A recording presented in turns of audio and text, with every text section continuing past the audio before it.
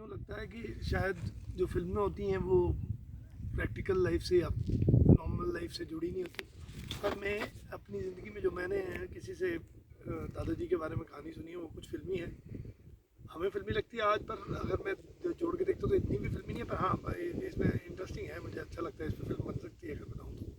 मतलब मैं डायरेक्टर होता तो बन जाती, पर अभी मैंने सोचा कि आपसे वो करता हूँ। मेरे बुआ जी के लड़के ने, बुआ जी के बेटे ने, जो मुझसे बड़े हैं, तो उन्होंने मुझसे शेयर की थी। और दादाजी के बड़े भाई, जो जिनको हम हमारे पिताजी के ताया जी, उन्होंने भी ये शेयर की। तो मतलब यूँ था कि दादाजी फ़ौजी थे। फ़ौजी मतलब अ, अंग्रेज़ों की फ़ौज के लिए लड़ते थे। तो उन्होंने पूरा पाकिस्तान देखा हुआ है। तो मेरी भी ये तमन्ना थी कि मैं पेशावर तक देखूँ, पर पेशावर नहीं देख पाया। बाकी लाहौर, मैंने लाहौर नहीं देखा और जम्मे नहीं, लाहौर मैंने देखा हुआ है, तो मैं पैदा हो गया हूँ। तो वो फ़ौज में थे तो उन्होंने बहुत घूमा। और फ़ौज में थे तो कहते हैं कि मतलब he was good, better than most of the soldiers, because he was risk taker, bit brave and bit bold. So अगर खाना पसंद नहीं आया तो बोल देंगे, अफसर को कंप्लेन कर देंगे कि खाना पसंद नहीं आया। तो ऐसे ही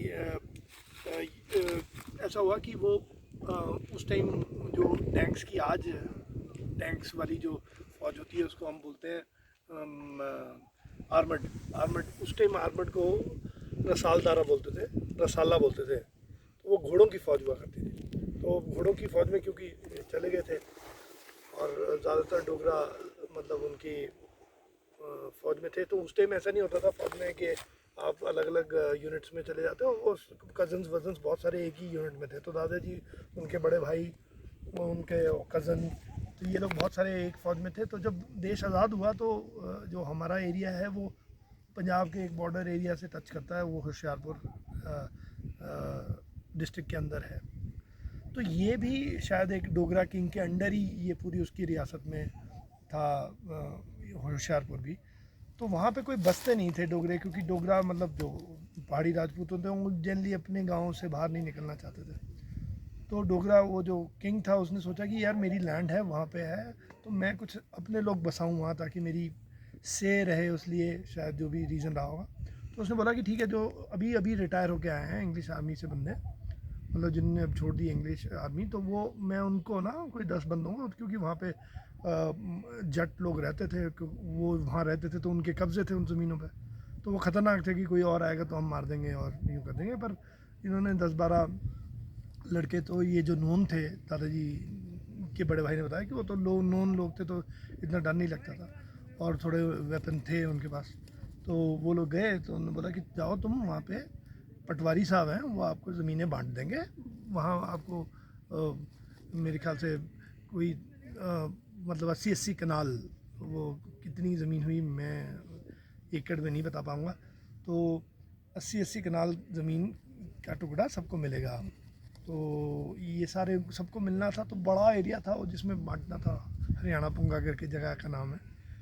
तो वहाँ पे बड़ा बांटना था। तो अब दादाजी उस टाइम खुराफाती रहे होंगे, हमारे टाइम में भी स्मार्ट तो थे, मतलब we was street smart, but अब खुराफाती थे नहीं थे ये तो मैंने नहीं देखा। पर वो बड़े जो भाई थे दादाजी को, उन्होंने बताया कि वो अब ये घोड़े, क्योंकि वो इतना अच्छा चलाते थे घोड़े दादाजी की, मेरी मदर बताती हैं कि जब तक मैं पैदा नहीं हुआ था तब तक लोग उनसे कोई घोड़ा जो नहीं मानता था, नहीं सुधर रहा होता था, तो वो दादाजी के पास ले आते थे और वो दादाजी को चला चू के ट्रेन कर देते थे। तो मतलब वो क्योंकि उसी रेजिमेंट में काम किया था तो उनको आता था।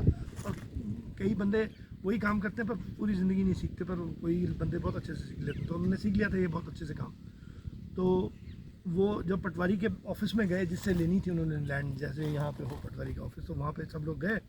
तो पटवारी के पास में एक घोड़ी बंधी हुई थी, वो पटवारी साहब की घोड़ी होगी। तो वो घोड़े में ये बहुत वो होती है बात कि वो अपने ही मालिक से चलता है, वो अपने मालिक के साथ कंफर्टेबल ज़्यादा होता है। अगर अपना एक ही बंदा पाल रहा है तो वो बिल्कुल उसका हो जाएगा। तो जैसे ही दादाजी ने उसको टच किया होगा तो वो एकदम खाने को, मतलब ऐसे झपट्टा सा मारा दादाजी की तरफ। तो पटवारी हंसने लग गया, कहता है कि रहने दे, ये मेरी है, और किसी को हाथ भी नहीं लगाने देती है। तो दादाजी ने, वो भी थोड़े यूँ थे कि अच्छा चलो अगर ऐसी बात है।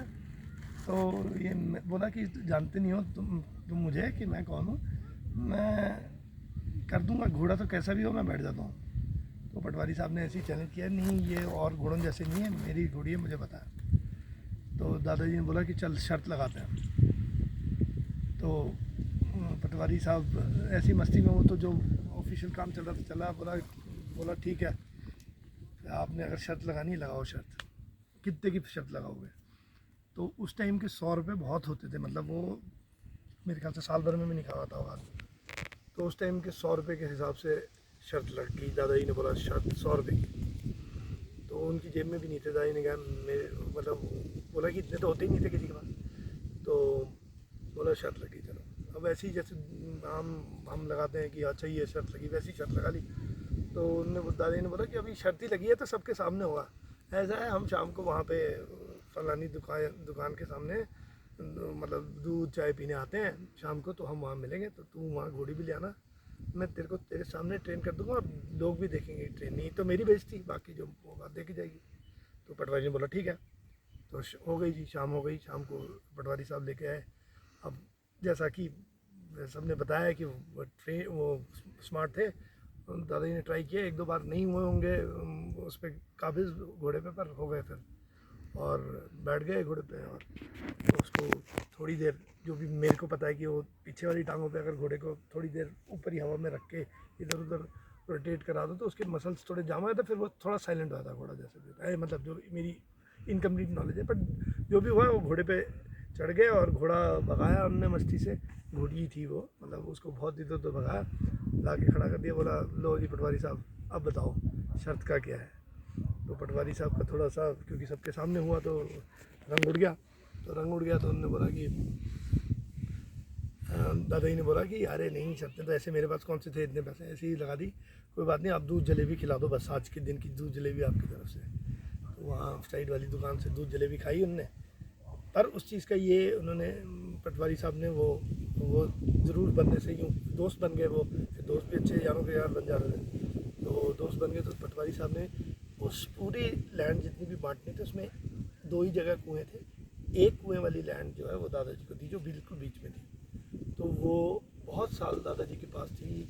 जब फेमेन आया था इस साइड नॉर्थ में, 70 समथिंग की बात है, तो सब लोगों को मतलब दिक्कत हो गई थी खाने पाने की। पर हम दादी के हिसाब से उस टाइम में हमको वहाँ से थोड़ा अनाज आ जाता था, और धीरे धीरे फिर वहाँ कब्जे हो जाते हैं, जो लोग रहते हैं वहाँ के उनके कब्जे। तो दादाजी वगैरह उनके भाइयों ने बोला छोड़ यार, हम यहाँ घर गृहस्थी छोड़ के कहाँ जाएंगे, तो वो नहीं गए।